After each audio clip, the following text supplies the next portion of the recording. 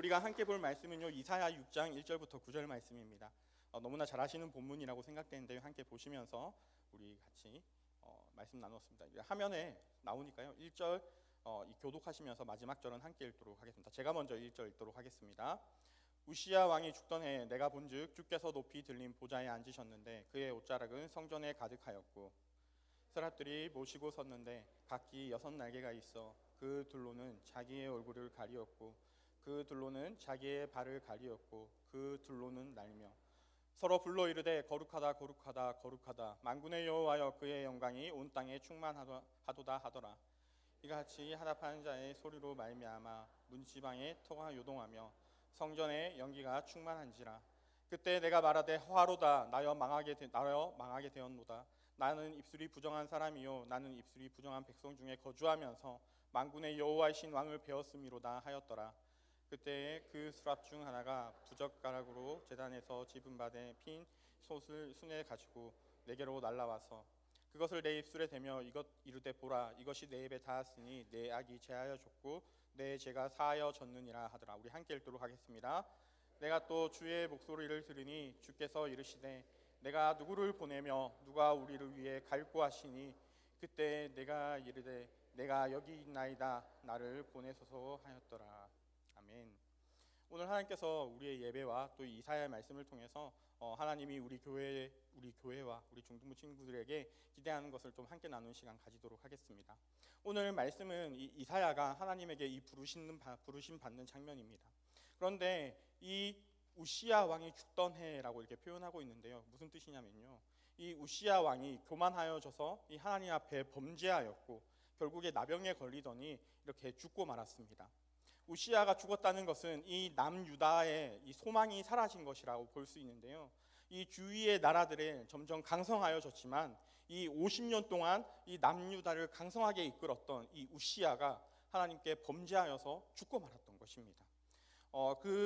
이사야 역시 왕족 출신이었지만 이 왕족 출신인 이 우시야를 보면서 약간 그런 기대감을 가졌던 것 같습니다. 오늘 말씀에서 굳이 우시야가 죽던 해라고 말하는 것은 이 이사야가 이 우시야에게 어느 정도 무게 중심을 두고 있었구나라는 것을 우리는 살펴볼 수 있습니다. 그렇게 기도를 걸었던 만큼 이 우시야가 죽고 나니까 정말 많은 절망과 좌절을 했던 것 같습니다. 유다의 불투명한 앞날에 대해서 얼마나 이 염려와 걱정이 되었겠습니까? 사실 이사야가 흔들리고 유다가 흔들린 것들은 그들의 마음의 무게가 이 하나님 앞에 있기보다는 이 우시야라는 왕 앞에 조금 더 가 있었기 때문에 그랬던 것 같습니다. 그렇게 흔들리던 이사야가 찾은 곳은 바로 이 하나님이 계신 성전이었습니다. 이사야는 성전에 가서 무엇을 했을까요? 그가 성전에서 했던 것은 하나님의 응답을 구하며 기도했을 것이고 찬양했을 것이고 하나님의 말씀을 듣기 위해, 하나님의 음성을 듣기 위해 예배했을 것입니다. 2절에서 4절 말씀에 이 스랍들이 하나님의 영광스러운 모습을 보며 찬양하고 성전의 터가 흔들리는 것을 볼 때에 이사야는 성전에서 찬양하고 기도하며 하나님의 임재를 경험하게 됩니다. 그리고 하나님의 영광스러운 임재 앞에 하나님과 만남을 경험함은 이사야는 자신이 가졌던 죄에 대해서 깨닫게 되는 것이죠. 하나님보다 사람에게 조금 더 기대했었고 하나님보다 사람에게 나의 무게중심을 조금 더 두었던 그 죄를 떠올리게 됩니다. 하나님을 만난 인간의 반응이 무엇입니까? 이 회개이지 않습니까? 그리고 이사야는 그런 자신의 죄를 하나님 앞에 고백하였고 하나님께서는 오늘 천사들에게 이 인두를 보내어서 이사야의 입에 숯을 갖다 대고 이제 그 죄가 용서되는 장면이 오늘의 말씀입니다. 사랑하는 성도 여러분, 오늘 이사야는 하나님 앞에 나아가서 하나님을 간절히 구했고 하나님을 찬양했고 하나님 앞에 기도했고 하나님을 예배하면서 이 하나님을 만나게 됩니다. 저도 이 중등부 사역을 하면서 우리 친구들이 이 초등부 때 아무것도 모르고 목사님 어떻게 그렇게 목이 짧아요? 하던 그 친구들이 이제 커서 목사님 그 짧은 목으로 얼마나 이 인생이 힘드셨습니까? 라고 말하는 그 친구들을 바라보면서 와, 우리 친구들이 정말 한 단계 성장해 간다는 것을 많이 느낍니다. 그러나 그것 외에도 이 초등부 때는 무릎 꿇고 기도합시다 그러면은 목사님의 말씀이니까, 이 선생님의 말씀이니까 무릎 꿇고 기도하던 그 친구들이요, 이 예배를 통해서 하나님의 말씀을 통해서 하나님을 만나고 눈물 흘리며 기도하는 그 모습들을 바라보면서 하나님을 만난 한 영혼이 변화하는 그것들을 목도하는 것, 그 순간을 바라보는 게 얼마나 귀중하고 이게 왜 하나님께서 기뻐하시는 사역인지 알게 되어가는 것 같습니다. 한 인격이 하나님을 만나 변화하는 그 과정이 얼마나 귀중한지요. 오늘 이사야가 하나님을 만났던 것처럼 우리 중등부 친구들이 하나님을 만난 것처럼 저와 여러분에게도 이 하나님을 만난 순간이 있지 않습니까? 하나님을 만났고 우리의 죄를 회개하며 눈물을 흘렸던 적도 있고 우리의 죄를 용서해 주신 주님의 그 사랑, 그 놀라운 사랑, 저와 여러분도 다 경험하지 않았습니까? 어디에서 경험하셨습니까? 예배를 통해서 경험하지 않으셨습니까? 하나님께서는 하나님에게보다 우시야에게 기대했던 백성들과 이 이사야의 자신의 죄를 깊게 깨닫고 하나님을 만난 인간의 반응, 회개, 그리고 하나님 앞에 나아가 기도하고 죄를 구하고 용서받은 그 이사야가 얼마나 기뻐했는지, 또 이사야가 얼마나 가벼웠는지 우리는 말씀을 통해서 알 수 있습니다. 사실 제가 이 중등부를 섬기다 보면요, 참 많은 소리를 듣게 됩니다. 이 예배가 참 중요하다.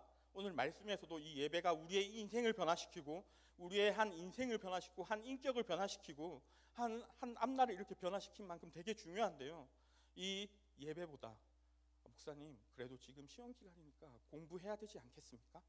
네, 그런 소리 되게 많이 듣습니다. 또 한 가지 소리는 뭐냐면요, 1년에 52주 매일 주일날 교회 예배 드리는데 한 주 정도는 가족여행 떠나도 되지 않겠습니까? 네, 떠나도 되죠. 그러나 그런 소리를 들을 때마다 저는 이 말씀처럼 이 하나님께서 하나님을 만나고 하나님 앞에 예배하는 이 예배의 소중한 순간들을 앞에 두고 우리가 어떻게 다른 것을 선택할 수 있을까, 이런 생각이 좀 들기도 해요. 그렇지만 이해되기도 합니다. 우리가 얼마나 하나님 앞에 많은 예배를 드렸지만 그 안에 매번의 은혜가 있을 수 없고 매번의 놀라운 순간이 있을 수 없기 때문에 우리가 예배보다 다른 것에 조금 더 마음을 둘 때가 있다는 것입니다. 그러나 사랑하는 성도 여러분, 이 이사야가 하나님의 성전을 한 번만 찾아갔겠습니까? 그렇지 않습니다.